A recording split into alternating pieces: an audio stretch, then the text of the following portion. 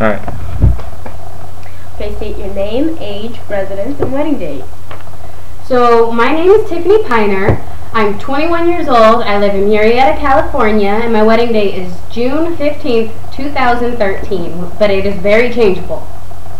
Hi, my name is John Sawyer. I'm fortunate enough to live here in Murrieta, California with my beautiful fiancée Tiffany, and our wedding date is June 15th. Tiffany, explain everything you want.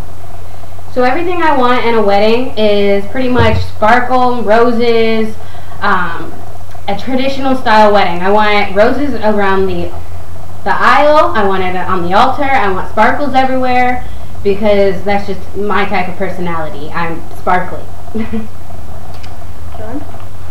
What I want in a wedding, I mean, I'm already so fortunate to have what I want, and that's my beautiful fiancée Tiffany. I feel selfish asking for anything more, but I mean, off the top of my head, if I had to come up with something that would just be amazing and just wow me, I always had a thought about having like a horse-drawn carriage taking us from the wedding hall to the reception. Always thought that that would be a lot of fun.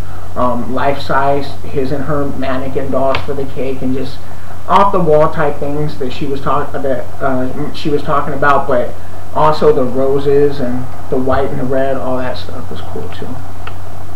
Since we started planning our wedding, explain how it's been.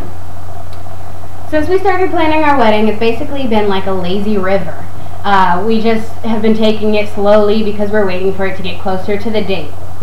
What we want, though, is for it to be Grand Rapids. And once it gets actually starting now, lately, we've been getting things done faster. We've been looking at invitations and wedding favors and a lot of the guest lists.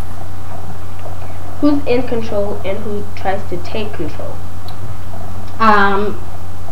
Would you like to answer that? Are they talking about the wedding or the relationship? The wedding. The wedding, I definitely feel like Tiffany's 100% in control of the wedding. It's really all about her, you know.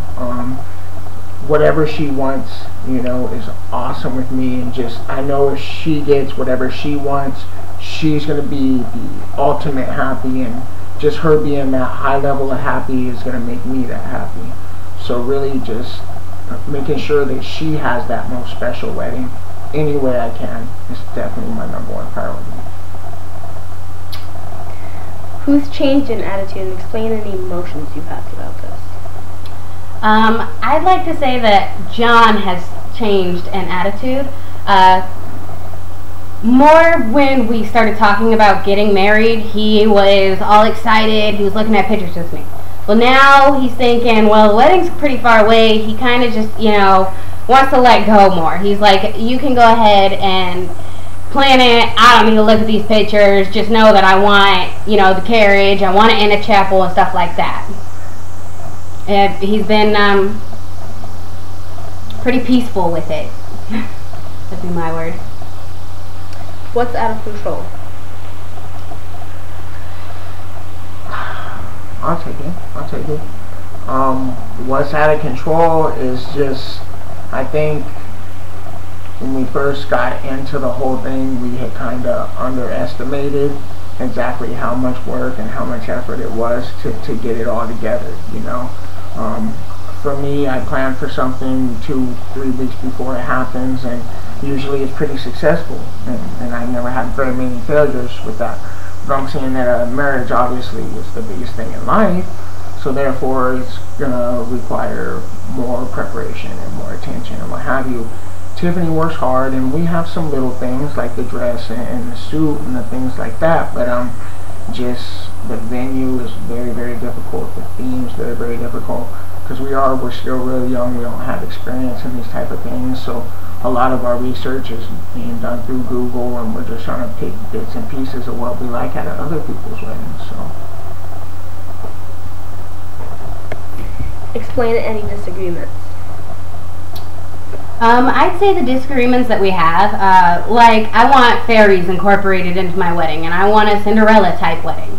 Whereas John, not much on the fairy roller coaster here, and he definitely doesn't want it Cinderella because he doesn't want it too girly. Too girly means he's taken away from his masculinity, and he doesn't like that. But, you know, so that basically just what goes into the wedding is our disagreements. Other than that, we're perfectly fine. Who's not helping? Who's not helping in the wedding? I'd like to say the mother-in-law. I'd like to say my maid of honor hasn't been able to help because she's in another state, but my bridesmaids definitely help. The groomsmen, they don't help. My stepfather and my father and my mom, they don't help. Excuse me just a second. Long story short, everybody cares a lot, and everybody gives us terrific advice because they're older than us. They've been married maybe more than once or twice. So everybody does try really hard to help and do their part and give us really good sound advice and things like that. But as far as being out there doing the physical work, calling the numbers, looking up the products, you know what I mean, helping to pay for things and stuff like that, none of them are really in a position to where they're able to do that. And if they were, I know without a shadow of a doubt in my mind they would be right here doing that.